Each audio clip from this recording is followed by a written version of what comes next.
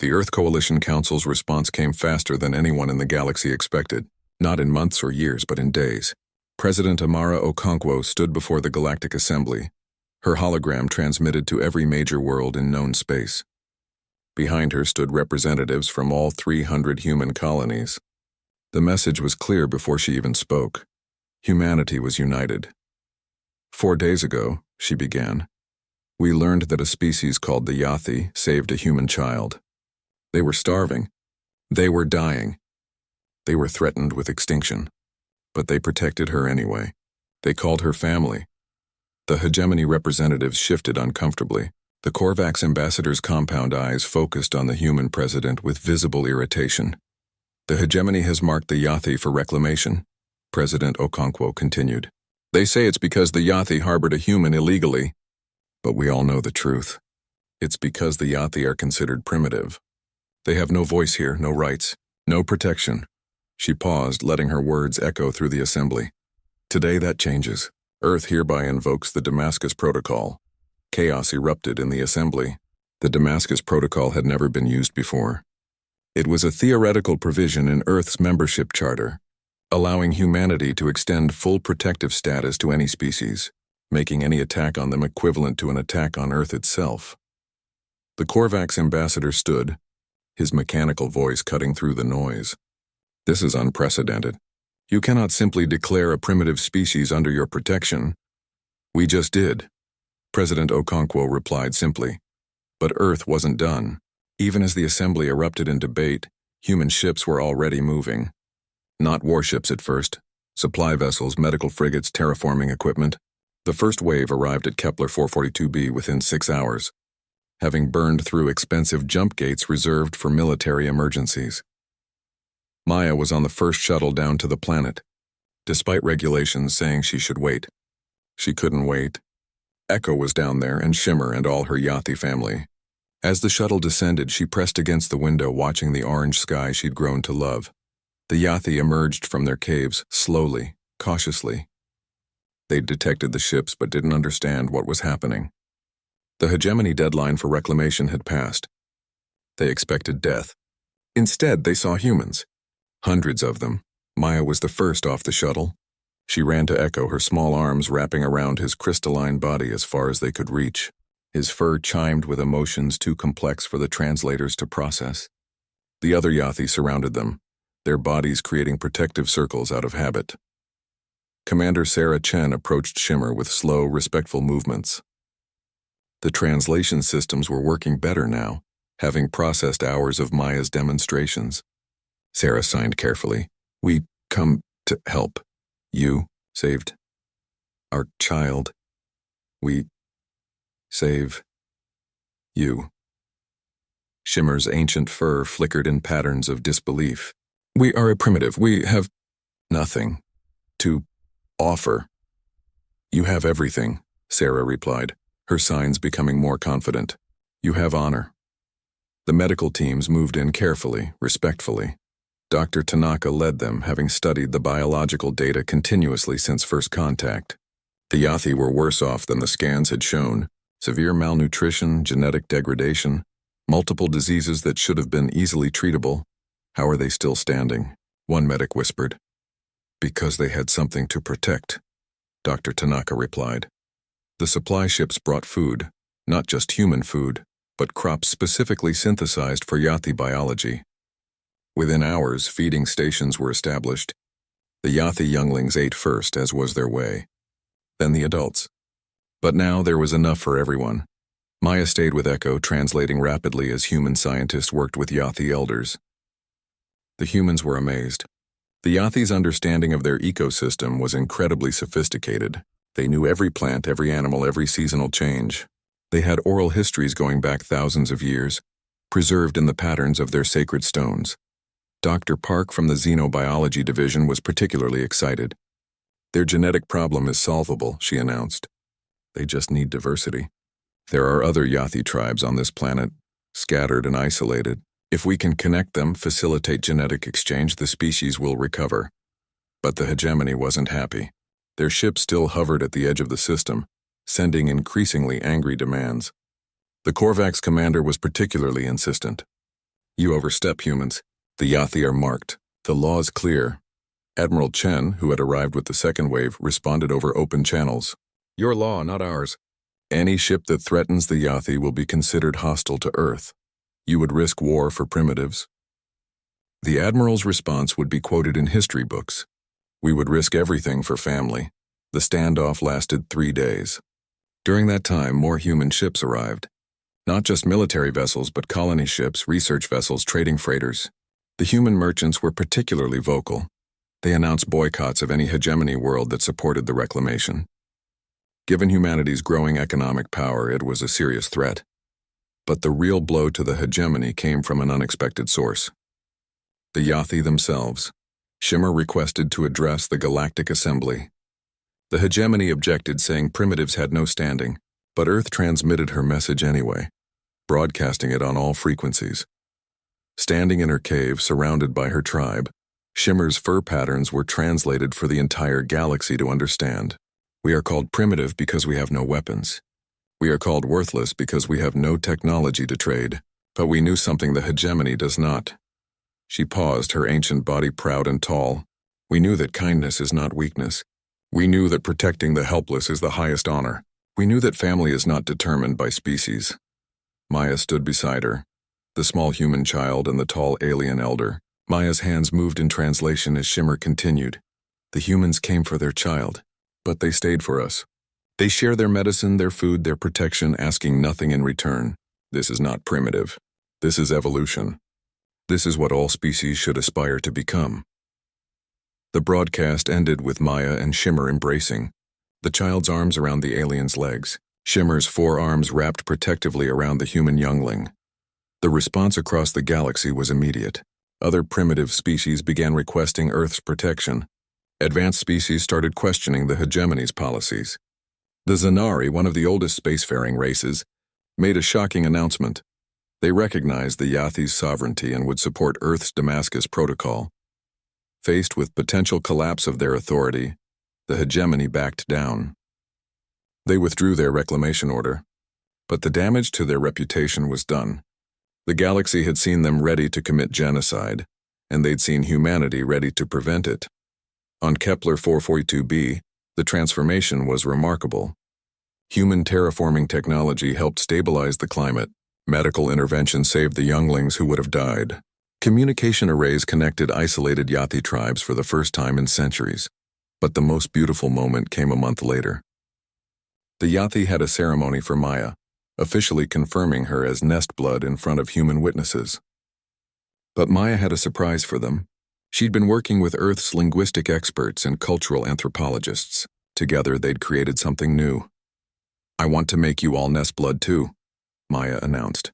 The young human girl stood before the assembled Yathi and humans, her small voice carrying clearly. In human language, we call it adoption. You're all my family now. Forever.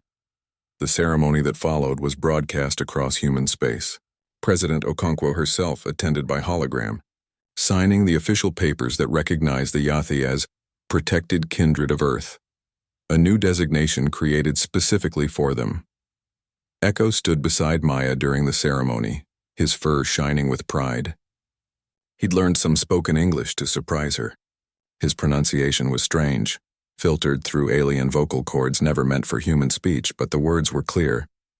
My sister, my family, forever. The hegemony watched from afar as human and Yathi children played together in the valleys of Kepler 442b. They watched human scientists learning from Yathi elders. They watched trade routes reorganize to bring supplies to the previously worthless world. 6 months later, when the first hybrid colony was established, humans and Yathi living side by side, the galaxy understood that something fundamental had changed. The Yathi were no longer primitive. They were protected. They were partners. They were family. And in the sacred caves on the newest of the memory stones, 2 patterns were carved side by side. One meant Starchild who sings without light in Maya's name. The other was new, created to describe what the humans had done. It translated roughly to the people who came back for love. Maya grew up between 2 worlds, speaking both languages, carrying both cultures in her heart.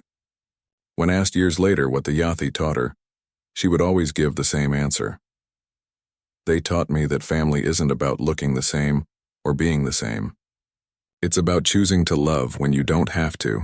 It's about protecting each other no matter the cost. The galaxy would never be the same.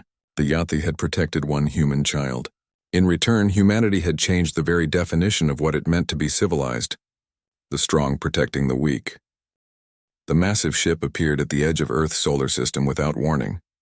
It was bigger than anything humans had ever built. A city-sized vessel made of gleaming metal that reflected starlight in strange patterns. Behind it, more ships emerged from the darkness of space. Hundreds of them. Then thousands. Ambassador Crexitheta stood on the bridge of the flagship looking at the blue planet through the view screen. His forearms were crossed behind his back, a sign of confidence among his people, the Vorthons. Around him, representatives from 46 other alien races worked at their stations. They were the Galactic Council, and they had ruled this part of the galaxy for 10,000 years. Such a small world, said Zarahai, the insect-like representative from the Nexus Collective. Her compound eyes focused on Earth. Hard to believe they have caused so much concern. Crexitheta made a sound that was his species' version of a laugh. They have only been in space for 200 years. They still use chemical rockets for most of their travel. Their fastest ships would take months to reach their own nearest star. Yet they learn quickly, warned Thumoth, a crystalline being whose body chimed when he moved. Our spies report they have been studying every piece of technology they can find. They trade with anyone willing to deal with them. Let them study, Crexitheta said. Knowledge without wisdom is dangerous. They will learn this today. The Council fleet moved closer to Earth. They passed Mars, where a small human colony detected them and sent panicked messages back to Earth. They passed the Moon, where Earth's defensive satellites powered up their weapons. The satellites fired laser beams and missiles at the approaching fleet. The attacks bounced harmlessly off the Council's shields. On Earth, emergency meetings were called. President Chen stood in the Situation Room, surrounded by military advisors and scientists. The screen showed the alien fleet approaching. It was impossible to miss. The ships were not trying to hide. How many? President Chen asked. 3,000 ships, Madam President, General Morrison replied. Our entire defensive fleet is only 200 ships, and most of those are converted cargo vessels. Can we fight them? Not successfully. Their shields are beyond anything we have. Our weapons cannot penetrate them. President Chen was a small woman, but she had led Earth through difficult times before. She had united the planet's nations after the climate wars. She had overseen humanity's expansion to Mars and the asteroid belt. But this was different. Open communications, she ordered. Let's hear what they want. The main screen flickered and Ambassador Crexitheta appeared. He was tall with gray skin and 4 arms. His face had features that were almost human, but his eyes were completely black. When he spoke, his words were translated into perfect English. Humans of Earth, he began. I am Ambassador Crexitheta of the Galactic Council. We come to you today with an important message about your future. President Chen stepped forward. Ambassador, I am President Chen, elected leader of United Earth. We welcome peaceful contact with other civilizations. Crexitheta's expression did not change. President Chen, the Galactic Council has been watching your species for some time. You have shown remarkable progress in a short period. However, this progress has become a concern. A concern? We have not attacked anyone. We have not invaded any other world. Not yet, Crexitheta said. But we have studied your history. Humans are violent. You fought wars among yourselves for thousands of years. You nearly destroyed your own planet multiple times. Now you are expanding into space and we cannot allow your violence to spread. President Chen felt anger rising in her chest, but she kept her voice calm. We have changed. We are united now. We seek peaceful relationships with all species. Perhaps, Crexitheta said, but the Council cannot take that risk. We are here to offer you a choice. You will accept our terms or we will be forced to take action. What terms? First, Earth will become a protectorate of the Galactic Council. You will govern yourselves in local matters, but all interactions with other worlds will be supervised by us. Second, you will provide 60% of your industrial output to the Council as tribute. This includes minerals, energy, and manufactured goods. Third, you will cease all military development immediately. Your existing weapons will be dismantled under our supervision. The Situation Room erupted in angry voices. General Morrison slammed his fist on the table. Other advisors shouted objections. President Chen raised her hand for silence. And if we refuse, she asked, then we will take what we need by force. Your defensive fleet will be destroyed. Your orbital installations will be eliminated. We will establish a military government on your world. The choice is yours, but either way, Earth's independence ends today. How long do we have to decide? 72 Earth hours. And after that, we will assume you have chosen to resist. The transmission ended. The screen showed the alien fleet again, now in orbit around Earth. Some of the ships were positioning themselves over major cities. It was a clear threat. President Chen turned to her advisors. Options? We could try to negotiate, suggested Secretary of State Williams. Perhaps we can reduce their demands. They don't seem interested in negotiation, General Morrison said. This is a demand for surrender. What about our allies? The Centauri colonies? The Mars Confederation? They have even fewer ships than we do, and the Council fleet is blocking all communication outside the solar system. Dr. Susan Park, the head of Earth's Science Council, spoke up. Madam President, we need to consider the long-term consequences. If we fight and lose, millions could die. If we surrender, humanity becomes a slave race. We're not slaves if we can still govern ourselves, Williams argued. 60% of everything we produce? That's slavery with extra steps. Morrison countered. The argument continued for hours. Around the world, people watched the alien ships hovering in the sky. Some prayed. Some rioted. Some simply went about their daily lives not knowing what else to do. In hidden bunkers deep underground, other meetings were taking place. These were not recorded. No minutes were kept. The people in these meetings wore no uniforms and carried no official titles.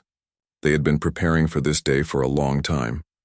Admiral Sarah Reeves sat in one such bunker, located beneath the Rocky Mountains. Around her were the real military leaders of Earth, the ones whose names appeared in no public records.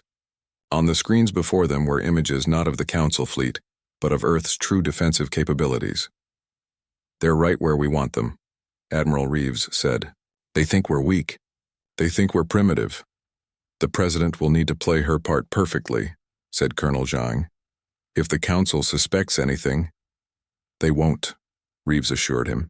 We've been feeding them false intelligence for years. Every spy they sent, every probe they launched, saw exactly what we wanted them to see. And our assets? In position. The Ghost Fleet is powered down and hidden throughout the system. The lunar facilities are ready. The quantum communicators are online. Then we wait. We wait. Let them think they've won. Let them relax. In 72 hours, they'll learn the truth about humanity. Above Earth, Ambassador Krextheta returned to his quarters, satisfied with the day's work. Another primitive species would soon join the Council's collection of vassal states. He had done this dozens of times before. The humans would protest, perhaps even attempt some futile resistance, but in the end, they would submit. They always did. He did not know that in the darkness between stars, thousands of human ships waited in silence. He did not know about the technologies humanity had developed in secret.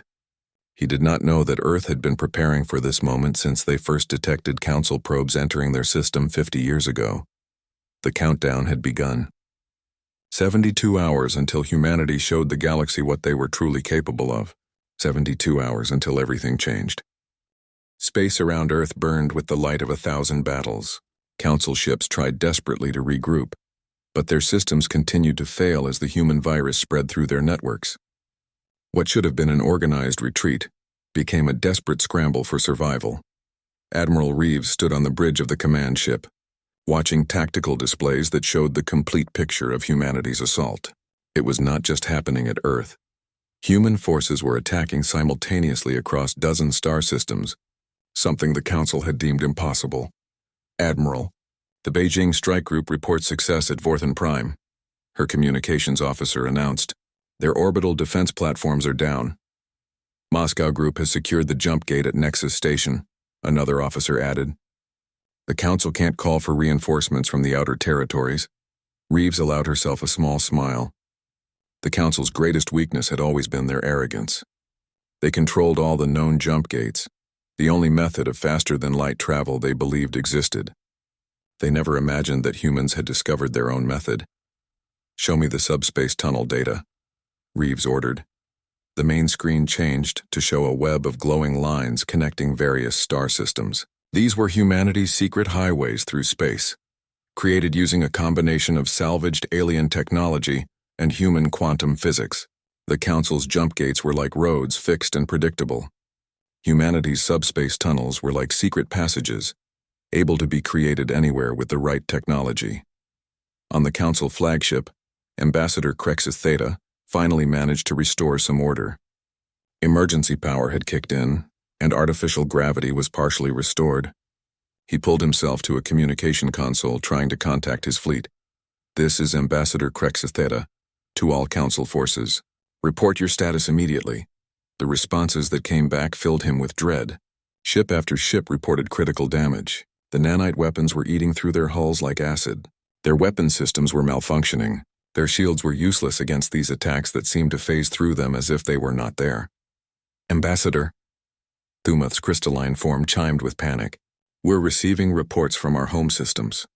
The humans are attacking everywhere at once. How is this possible?" "It's not possible," Crexus Theta insisted. "They don't have the ships. They don't have the technology." But the evidence was undeniable.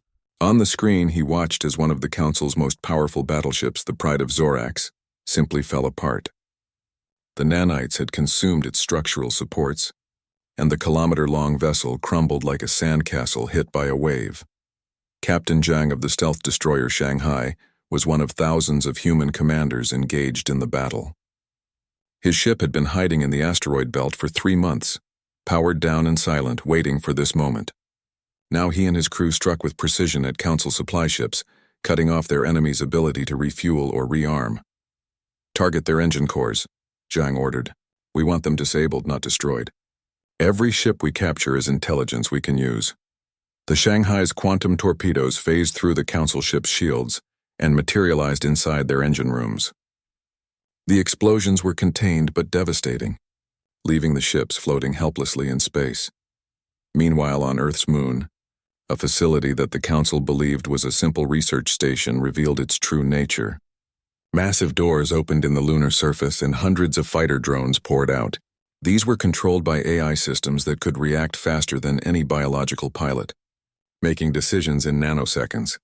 The drones swarmed Council ships like angry wasps, too small and fast for the larger vessel's weapons to track. They attached themselves to hull surfaces and began injecting nanites directly into the ship's systems. Within minutes, proud warships were reduced to floating scrap metal. Dr. Wright monitored the cyber warfare from his station on Earth. His virus had exceeded all expectations. Not only had it disabled Council communications, but it was also sending him vast amounts of intelligence data. "Admiral Reeves," he transmitted. "I'm accessing their historical databases. You need to see this. The Council has done this before to hundreds of species. They call it pacification. They've been building their empire this way for millennia." "Download everything," Reeves ordered. "The galaxy needs to know the truth about the Council." In the Vorthon home system, Commander Lisa Chen, no relation to the President, led a strike force of 50 ships against the planet's defense fleet. The Vorthons were the military backbone of the Council, their ships the most advanced and their warriors the most feared. But they had never faced an enemy like humanity. "Deploy the swarm," Commander Chen ordered. Her ships launched millions of microscopic drones, each no bigger than a grain of sand. The Vorthon sensors could not even detect them. The drones settled on Vorthon ships and began reproducing, using the ship's own hull material to create more of themselves. Within an hour, the mighty Vorthon fleet was being consumed from the outside in. "Impossible," the Vorthon fleet commander shouted as he watched his ships disappear.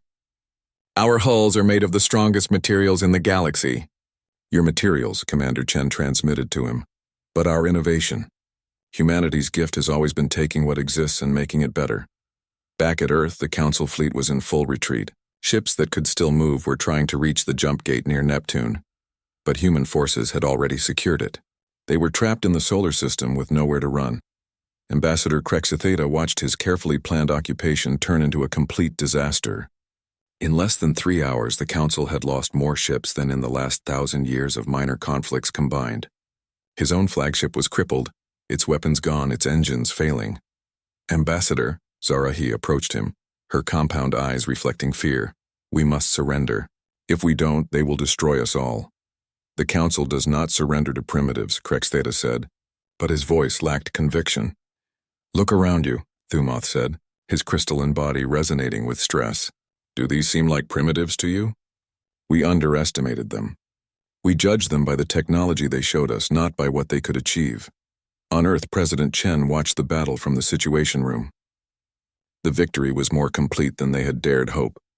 But she knew this was just the beginning. The Council controlled thousands of worlds. This defeat, while devastating, was not their end. "General Morrison," she said, "begin Phase 2. Send our message to every Council world." "Yes, Madam President." Across the galaxy, on every planet under Council control, receivers picked up a transmission from Earth. It was broadcast in every known language, carried on quantum frequencies that could not be blocked or jammed. President Chen appeared on billions of screens, her voice calm but firm. "Citizens of the galaxy, I am President Chen of Earth. Today, humanity has struck back against the tyranny of the Galactic Council. For too long, they have ruled through fear and force, subjugating species they deemed inferior. That ends now," she continued. "We do not seek to conquer. We do not wish to rule. We fight for freedom, for the right of every species to determine their own destiny. The Council's fleet at Earth has been defeated. Their forces at Vorthan Prime, Nexus Station, and 7 other key systems have been neutralized. But this is not about vengeance. This is about change." On the Council flagship, Krextheta watched the transmission with growing horror. The humans were not just defeating the Council militarily. They were destroying their legitimacy, their right to rule. "To those races who wish to be free," President Chen said, "humanity extends its hand in friendship. To the Council, we offer a choice. End your empire peacefully. Grant independence to all subjugated worlds, or face the continued might of humanity and all who join us." The transmission ended, but its impact was immediate. On dozens of worlds, populations that had been kept in submission for centuries began to rise up. The Council's control had been based on the myth of their invincibility. That myth was now shattered. Admiral Reeves received reports from across the solar system. The battle was essentially over. 70% of the Council fleet was destroyed or disabled. The remainder had surrendered. It was the most one-sided victory in recorded galactic history. "Ma'am," her tactical officer said, "we're receiving a communication from the Council flagship. Ambassador Krextheta wishes to discuss terms." "Put him through," Reeves said. Krextheta appeared on the screen, his 4 arms hanging limply at his sides, his proud bearing gone. "Admiral, I formally request a ceasefire. The Council fleet surrenders." "Ambassador," Reeves replied, "you brought 3,000 ships to enslave our world. You threatened our people with subjugation or death. Why should we accept your surrender?" "Because," Krextheta said, swallowing his pride, "you are not like us. You could destroy us all, but you haven't. Your president speaks of freedom, not conquest. Prove that humanity is different. Show the galaxy that there is another way." Reeves considered his words. The plan had always been to defeat the Council, not to become them. "Very well, Ambassador. Order all your forces to power down their weapons and prepare to be boarded. Any ship that resists will be destroyed." As the Council ships began to surrender one by one, humanity's true fleet revealed itself fully. The scale of humanity's victory became clear over the next 24 hours. As Council forces across the galaxy received word of the defeat at Earth, panic spread through their ranks. The impossible had happened. A species with only 2 centuries of spaceflight experience had defeated the combined might of 47 advanced civilizations. On the frozen world of Kalos, Council Governor Mexton watched the human ships appear above his planet. They had arrived without using the jump gate, simply emerging from subspace as if the laws of physics were suggestions rather than rules. His defense fleet, already demoralized by news from Earth, surrendered without firing a shot. Commander David Park, leading the Liberation Force at Kalos, accepted the surrender gracefully. He had specific orders from Earth: win hearts and minds, not just battles. "Governor Mexton," Park said over the communication channel, "we're not here as conquerors. We're here to offer the people of Kalos a choice. They can remain under Council rule, or they can claim their independence. The Council will return," Mexton warned. "They have fleets in the outer territories. This victory of yours is temporary. Park smiled, though the governor could not see it. Let me show you something, Governor. On the screen, Park displayed tactical data that made Mexitan's 6 eyes widen in shock. It showed not 2,000 human ships, but 10,000. They were positioned throughout the galaxy, hidden in dark space between stars, waiting. We've been building and hiding ships for 50 years, Park explained. Every derelict vessel we found, every piece of technology we could buy or salvage, we studied and improved. We combined Council technology with our own innovations. The result is a fleet unlike anything the galaxy has seen. But it was not just the number of ships that shocked those who studied the data. It was their capabilities. Human vessels could repair themselves during battle, using programmable matter that could shift from armor to weapons to engines as needed. Their crews were enhanced with neural implants that allowed them to control their ships with thought, reacting faster than any traditional interface allowed. On Earth, President Chen met with her advisors to plan the next phase.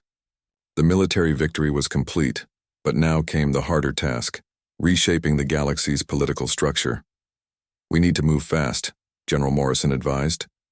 The Council still has forces in the outer territories. If we give them time to regroup, they won't regroup, Dr. Park interrupted. She pulled up intelligence data on her tablet. Look at these intercepts. Council forces are fragmenting. Each species is pulling back to defend their own worlds. Their alliance is breaking apart. Because they were never really allies, President Chen observed. The Council was built on domination, not cooperation. The strong controlled the weak. Now that their strength is broken, they have nothing holding them together. She was proven right as reports came in from across the galaxy. On the industrial world of Goron, the local population rose up against their Council overseers. The workers, who had been forced to produce goods for the Council for centuries, took control of the factories and declared independence. On the ocean planet of Aquara, the native species, who had been denied spaceflight technology by the Council, suddenly found human ships arriving with gifts of knowledge and machinery. Within days, the Aquarians were building their own vessels, their own future. But the most shocking development came from Vorthan Prime itself. Admiral Reeves stood on the bridge of her flagship, now in orbit around the Vorthan homeworld. Below, the planet that had been the military heart of the Council was in chaos. But it was not the chaos of destruction. It was the chaos of revelation. Admiral, her intelligence officer reported, "We're receiving a transmission from the planet's surface. It's from a group calling themselves the Vorthan Liberation Front. Put them through." A young Vorthan appeared on screen, lacking the military bearing of warriors like Krex Theta. "Admiral Reeves, I am Vexter, speaking for those Vorthans who have long opposed the Council's ways. We wish to negotiate." Reeves was surprised but did not show it. "Negotiate what?" "Our participation in your new order." Not all Vorthans supported the Council. Many of us were forced into military service, made to conquer worlds we had no quarrel with. We welcome this chance for change. Similar messages came from other Council worlds. The Nexus Collective split into dozen factions, some supporting the old order, others embracing independence. The crystalline Thumoth species, despite their representatives' role in the Council, sent messages of peace and requests for trade agreements, but not everyone accepted defeat gracefully. In the Outer Rim, Council Admiral Corsair gathered the remaining loyal forces. He had 300 ships, mostly from species that had benefited most from the Council's rule. They met at a secret base hidden in a nebula that blocked most sensors. "The humans may have won a battle," Corsair declared to his assembled captains, "but they have not won the war. They caught us by surprise, nothing more. Now that we know their capabilities, we can develop counters." "What counters?" asked Captain Yargul. "Their weapons pass through our shields. Their ships appear from nowhere. They fight with technologies we don't understand." "Then we will learn," Corsair said firmly. "The humans are not gods. They are flesh and blood, and they can be defeated. We will study their weapons, find their weaknesses, and strike back." But even as he spoke, Corsair knew the challenges they faced. Reports were coming in of human generosity on conquered worlds. Instead of demanding tribute as the Council had, humans were sharing technology, establishing trade partnerships, and offering protection without demands for submission. On Earth, a different kind of meeting was taking place. Representatives from 30 species had arrived, all former Council subjects who now sought alliance with humanity. The meeting hall was filled with beings of every imaginable form, gaseous entities contained in special suits, silicon-based life forms that looked like living rocks, energy beings that flickered like aurora. President Chen addressed them all. Her words translated into dozens of languages simultaneously. Welcome to Earth. You come here not as subjects but as potential partners. Humanity does not seek to replace the Council's tyranny with our own. We propose something different. She activated a holographic display showing a new structure, a galactic alliance based on equality. Each member species has an equal voice, regardless of their military strength or technological level. Decisions are made by consensus, not force. Trade is free and fair. Knowledge is shared for the benefit of all. Pretty words, said the representative from Draken, a reptilian species known for their skepticism. But what happens when species disagree? What happens when conflicts arise? Then we resolve them through dialogue and compromise, President Chen replied. And if that fails, we have courts of law, not fleets of warships. Justice, not might, will guide us. And if someone attacks this alliance, the Draken pressed, then they face the combined might of all member species, including humanity. To demonstrate their point, the humans revealed more of their capabilities. They showed footage of their shipyards hidden in hollowed-out asteroids, producing vessels at a rate that seemed impossible. They demonstrated their medical technology, which could cure diseases that had plagued some species for millennia. They revealed their advances in terraforming, able to make dead worlds bloom with life. But most impressively, they showed their educational programs. Human teachers were already spreading across the galaxy, not to indoctrinate but to share knowledge freely. They taught physics and chemistry, art and music, philosophy and history. They showed other species not just how to build better ships, but how to think in new ways. Ambassador Crex Theta, now a prisoner on Earth but treated with dignity, watched all of this from his comfortable quarters.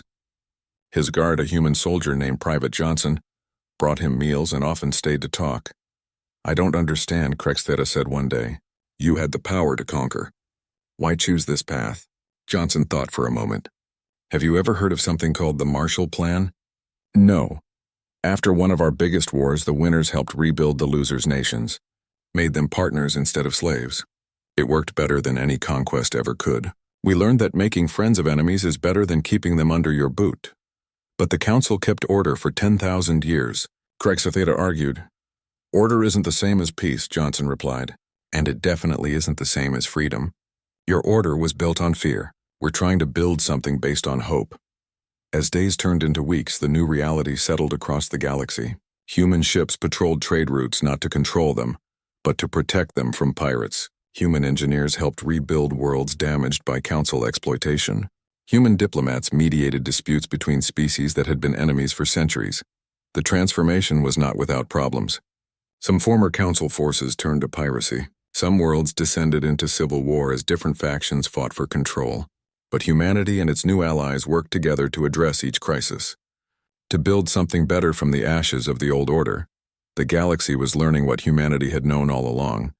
True strength came not from domination, but from cooperation. Not from fear, but from respect. 6 months had passed since the fall of the Galactic Council.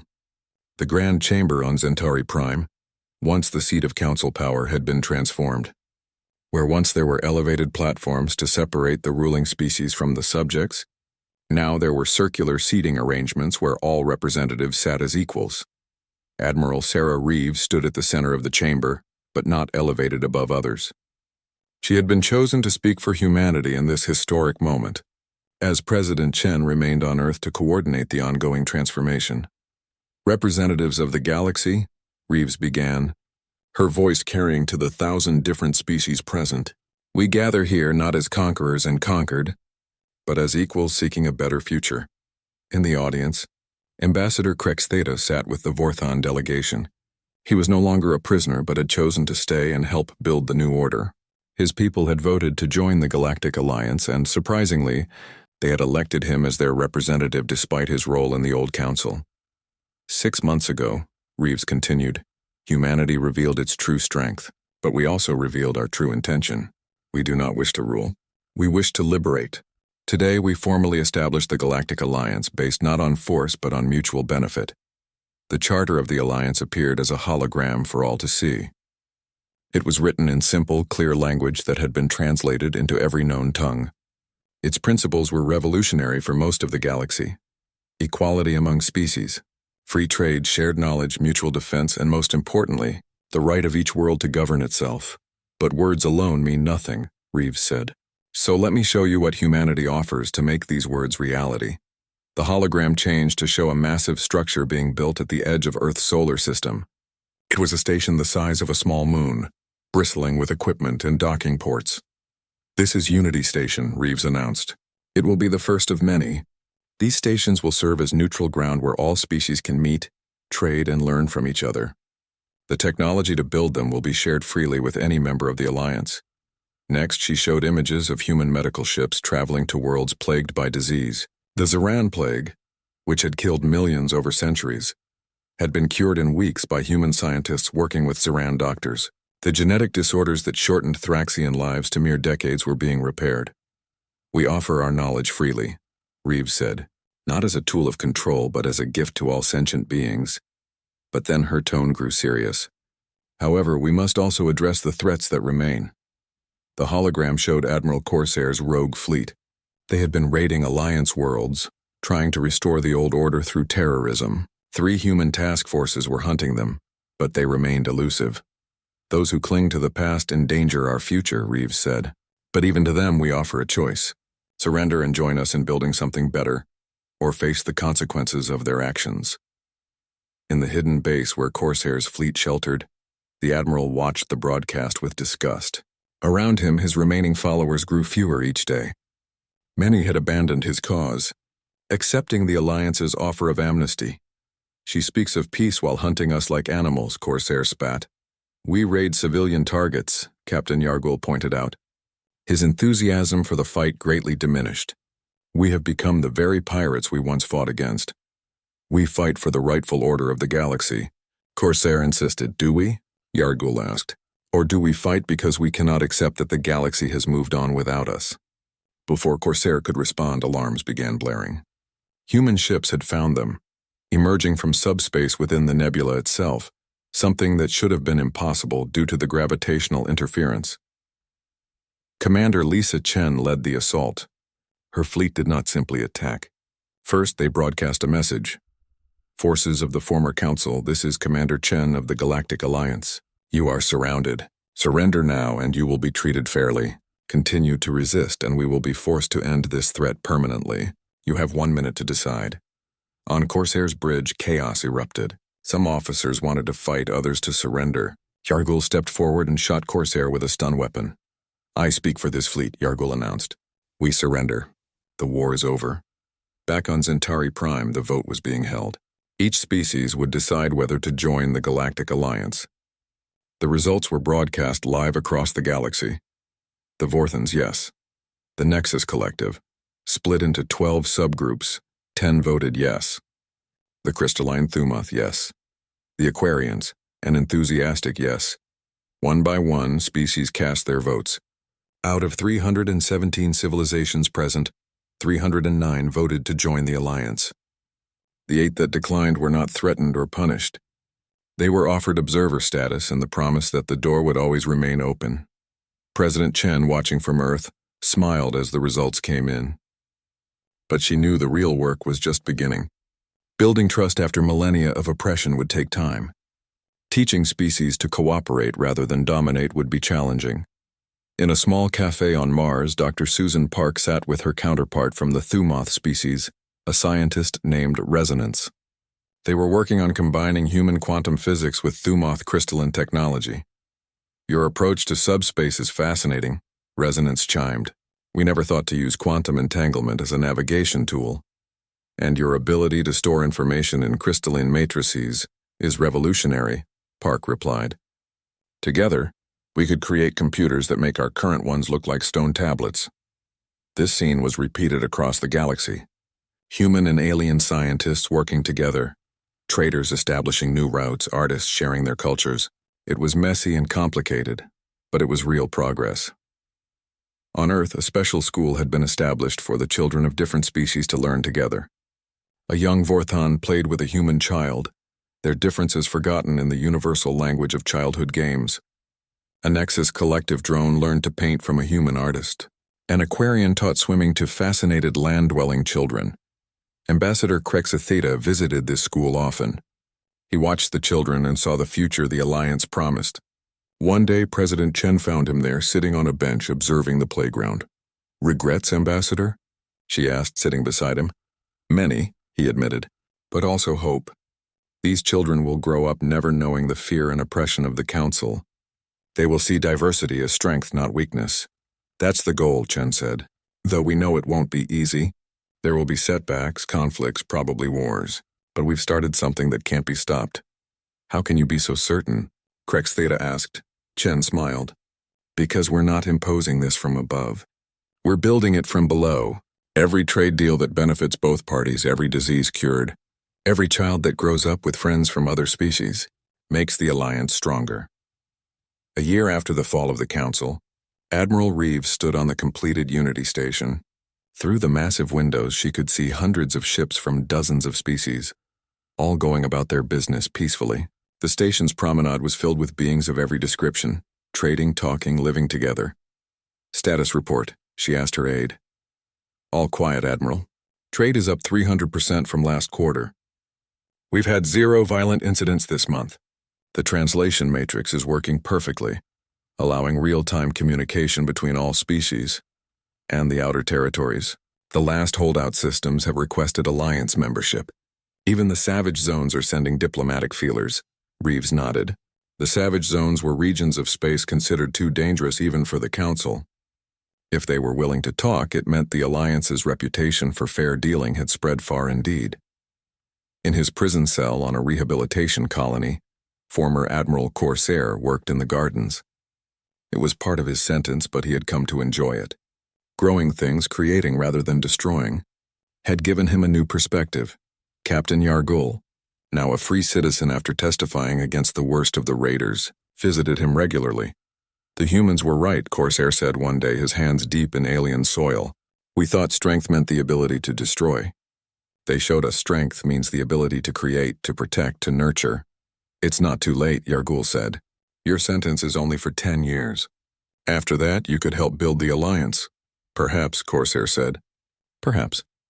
The transformation of the galaxy was far from complete. There were still pirates to fight, diseases to cure, prejudices to overcome. Some species struggled to abandon their hierarchical ways. Others found cooperation difficult after generations of isolation. But humanity had given the galaxy something it had never had before: choice. The choice to be free, to grow, to become something more than subjects of an empire. President Chen stood before the United Earth Parliament, giving her annual address. "1 year ago, we revealed ourselves to the galaxy not as conquerors but as liberators.